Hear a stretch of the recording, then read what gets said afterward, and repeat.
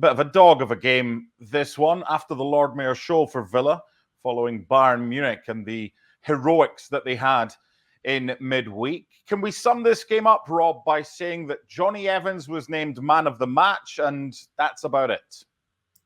Probably. I mean, just on the game itself, it was a very much a low quality game. It looked like two teams who had played in midweek. United, for obvious reasons, didn't want to lose. I think, Emery set up in a similar kind of way and made changes after that game against Bayern Munich and looked like two teams who were happy to take a draw and move on beyond the international break. That there wasn't an awful lot of chances. Aston Villa probably had the best of those right at the end. A shot that was blocked by Dalot. But other than that, I mean, it was not particularly memorable. I just think low quality all around, not an awful lot of chances.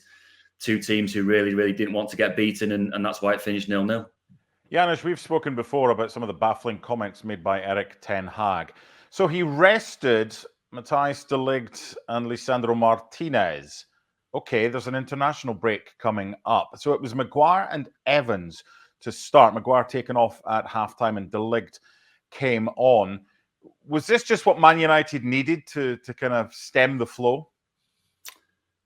It feels like a stay of execution, doesn't it? Right? I mean, if you look at this game, still lack of intensity from United, number changes. I don't truly believe anything that Erik ten Hag says, really, because he hasn't been consistent for the most part, right? So I don't really know what to say because clearly Villa were nowhere near where they should have been. And let's not forget, they were missing some key players as well.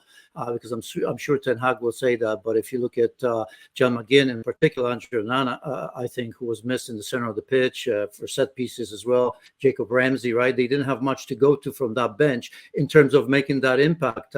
So if you take it to the account that Villa looked off, you'd like to think that Manchester United would try to take advantage of that. And I think the front four, before the changes, created absolutely nothing.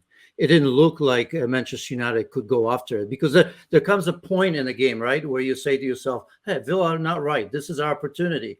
I didn't see it, as we've said before, just chances from distances, nothing else. So still very disappointing for United. That's not changing anytime soon. Elemi, you were at Villa Park in midweek, and it was a magnificent occasion. But part of being considered a big club, which is what Aston Villa are, but they want to be competing to be in the top four again next season, is being able to eke out a result after you've had the highs of a midweek game. What have we learned from Villa today in a game that they were expected to win, but the whole place just seemed flat for the whole 90 minutes? I think we learned what Unai Emery said in the match program prior to this game today. He said exactly what you're talking about, which is, these historic nights, which was a historic evening on Wednesday against Bayern Munich. I was there, and it was one of the most palpable experiences of my life. You could see this place rocking. Obviously, we know the emotions that went through it. But Unai Emery said today, as amazing as that victory was, we need to understand that Villa Park needs to have consistent, extraordinary nights. And that means that in order to have these Champions League moments, we need to be great and very good and consistent in the Premier League. Now, having said that, as both the boys have mentioned, it's tough to have a European hangover as well. I'm not forgetting, by the way, that Manchester United also had to travel to Porto on, later in the week for that 3-3 result. But regardless of that, it's important to make sure that, when you play these games, you have to be consistent. Now, I think Janusz is correct. I think the absences are also tough. Amadou Onana, Jacob Ramsey, John McGinn. Those are going to be effectual causes for why Villa are maybe not going to, do so well. Also, not forgetting that Ezri Konsa had to come, also Diego Carlos had to come in as well. But regardless, Unai Emery is the kind of manager that says, look, no excuses. If we want to be elite, and it's not just about being a good team, we have to be consistent and consistently well. And I agree with Rob, it was one of these games where you're just going to forget. But if we're talking about urgency and emergency of the problems, Manchester United now have the lowest tally ever at this point in the campaign in the Premier League. So that's something definitely to worry about for Erik ten Hag. So, Rob, where does it leave us? Because you're not getting rid of Ten Hag on the back of a decent result for Manchester United, going away to Aston Villa and getting a point. You've got the international break, so Jim Ratcliffe and the whole crew were at Villa Park today. Next up, it's Brentford at home after the international break. They've got a trip to Turkey to face Fenerbahce, West Ham away from home, and Leicester City at Old Trafford. So the kind of tough games have kind of gone a little bit. They've got some hard games in there, but these should be games that Manchester United will look to win. So if Janusz says it's a stay of execution, is it a stay of execution that can be put to one side, or can that then just be removed if United go on a run of form in these next 4 games? Yeah, I mean, it's a tough one now because Man United really don't want to sack Erik ten Hag.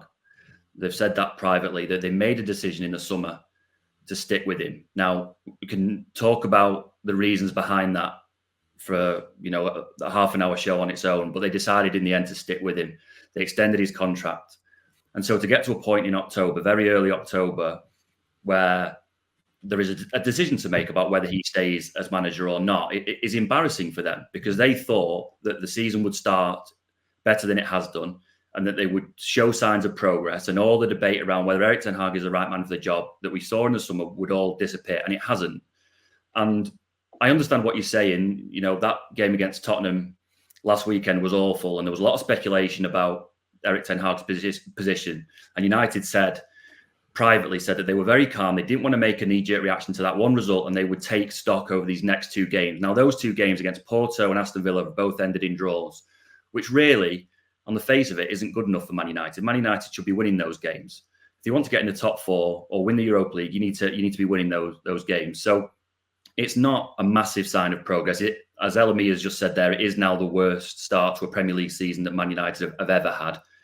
And even though they've drawn against Porto and drawn a tough away game against Aston Villa, I still think that Man United have got a decision to make. Because Janusz is right in what he says. It does feel a little bit like a stay of execution. Has there been enough there this season to show that United are capable of going on a long winning run to push themselves back into the race for the top 4, to go deep in the Europa League? Probably not. The problems are still there. The problems are still there again, even today in the game that they've drawn. They still looked open in midfield. Villa a couple of times have cut through with 1 or 2 passes and had Morgan Rogers in particular running at the back 4. Again, they're struggling for goals. They've struggled for goals ever since Erik ten Hag came in, particularly this season. I think they've only scored 5 in the league this season, which puts them right at the bottom of that list. The 2 opportunities you've really got now to make a change of manager, if you want to do it, are the October international break and the November international break. Mm-hmm. Otherwise, you're breaking up a season and it becomes even messier than it needs to be. So it probably does feel a little bit of a stay of execution for Erik ten Hag. But I still think that United, at some stage, whether it's this international break or in November, are going to have a decision to make.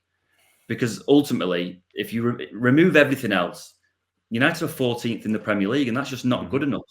The performances aren't good enough, and there isn't enough evidence there that they're making progress. And so at some stage, someone is going to either make a decision to say, look, we're just going to stick with him. We're going to stick with him and push all the way to the end of the season and then look at it again in the summer. Or say we need to salvage something from this season and make a change and do it either in the October break, which we're about to head into, or the November one.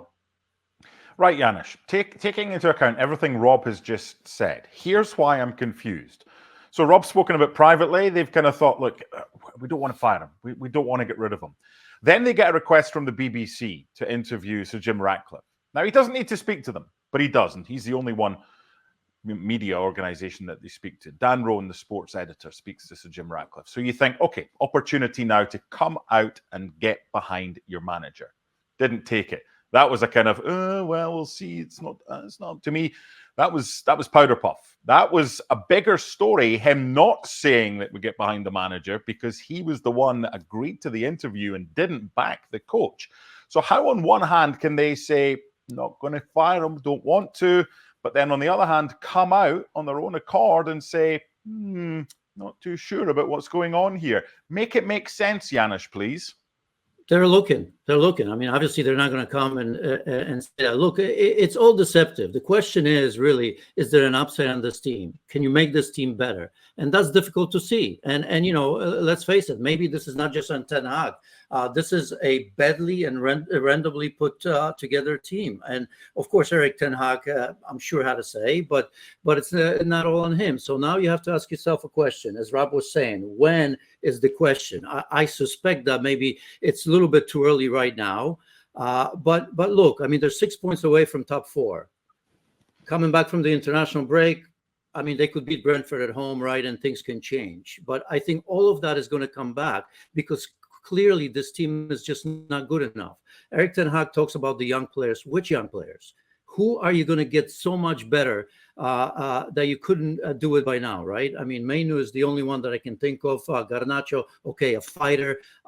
Not much comes out of it, perhaps a little bit. As I've said, Højlund, another one. Is he number 9 for Manchester United? That's a big question mark. And you can go on and on and on. I mean, you have 2 older center backs coming in because there's no consistency in that position. I can understand after Porto, but you have 2 of them and both were hobbling, right? Evans looked like he was going to come off. Maguire came off as well. So you have to look at it not from the standpoint just when, but even if something does improve, for how long? We've seen that from Manchester United, right? I mean, you're going to have a couple results, and then here we go again. And I look at the top 3. I look at Chelsea, who's constantly improving with young players, unlike what Erik ten Hag tells us. I just think nobody believes him anymore, and that's the big issue. So they are looking right now without saying it. Well, he's got conflicting comments every time he opens his mouth, which is part of the problem. LME, glass half full, as Janusz said. Manchester United are 6 points off the top 4. Glass half empty, Manchester United are fewer points closer, 5, to the bottom 3. Is your glass half full or is your glass half empty when it comes to Manchester United? Half empty because of everything we're talking about. And Janusz said it right there. There's just no belief on this manager.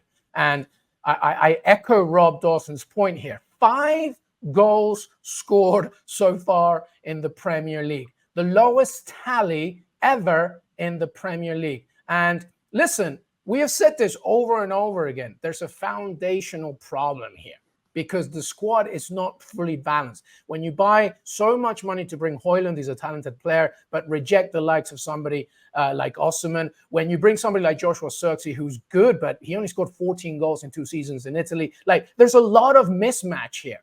And Erik ten Hag is part of the problem. He's not 100%, but he's part of the problem. And if they're looking at a new brand, the problem is, like, had they made a decision earlier on before the summer, it would have been cheaper for Manchester United. Now it's going to become more expensive if they want to get rid of Erik ten Hag. My glass is half empty because I'm not thinking at all at any point that Manchester United are definitely not better than Man City or Arsenal, definitely not better than Liverpool, definitely not better than Villa. Chelsea, as Janusz was saying, right now are doing better. Tottenham with a good result. Let's see what they do against Brighton. So there are so many other clubs right now that have a glass half full, but Manchester United do not. And Janusz had a very important point, which I totally agree with. Sometimes they get good results, and then here we go back again.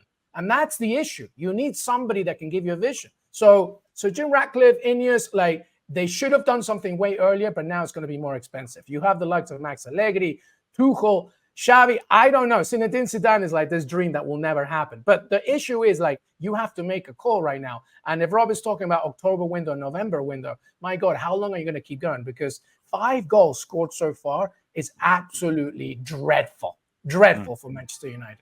Last one on this game before we look at Chelsea against Forest. It's going to you, Rob. And I'm going to take you back to kind of late 80s, early 90s. Mark Robbins scored a goal in an FA Cup tie that pretty much saved Sir Alex Ferguson's job. And this start to the season, by the way, this season for Man United is their worst since 89-90 under Alex Ferguson, as he was at the time. Now, in the 93rd minute of this game at Villa Park today, the ball's played across from the left-hand side. And it's one of those, if you're watching at home, you're like, oh, what a chance. Jadon Philogene, back post is about 10, 12 yards. He just needs to hit the target and avoid any of the United defenders or goalie. Diogo Dalot is the one right in front of him. If he scores that, Philogene, is Erik ten Hag out of a job?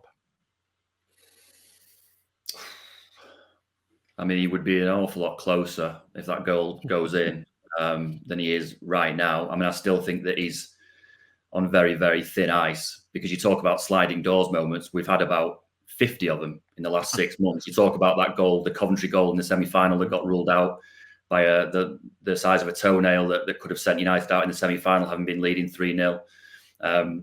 Should they really, if the FA Cup final is played 100 times, City probably win that 90 odd times, but somehow United have found a way to produce a performance, win the game, and all of a sudden, there's a little bit more support behind Ten Hag. Again, today you've had a sliding doors moment, the Villa score, and then he loses his job. The shot's blocked, and does he keep it? I mean, in a nutshell, that really is the problem with Erik Ten Hag as Man United manager, that we've been talking about his future and whether he's right for this job for the best part of a year now, and that probably tells you that he's not.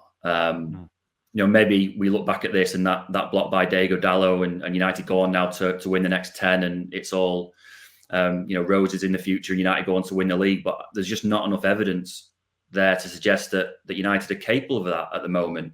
You go back to 89-90, there was a little bit of a different mood around the club. There were reasons to be positive around the club, with players who'd been signed, who were performing well, and it did feel like they just needed some kind of trigger to kind of go into bigger and better things. I'm struggling to see where that is with United and Ten Hag at the moment. I really hope that it does end up working out for him, because he's a good guy. I think he is, genuinely a good coach. I just think that Man United is a huge job, and sometimes it can swallow people whole. And I think that's perhaps what we're seeing a little bit. I'm not suggesting that there's anyone better out there or more qualified for the job. I think the job in general is an incredibly difficult one, probably the most difficult managerial job in world football, beyond perhaps Real Madrid. So that's the kind of level we're talking about. At the moment, it feels like, as I said before, he's on very, very thin ice. I would still be quite surprised if Erik Ten Hag was still Man United manager by January. I think that's kind of where we're at with it at the moment. I really hope that he ends up turning it around and he can produce some results and performances to get United out of this hole. But from the evidence that is on show, from what we've seen at both ends of the field, both attacking and defensively, I can't see it personally.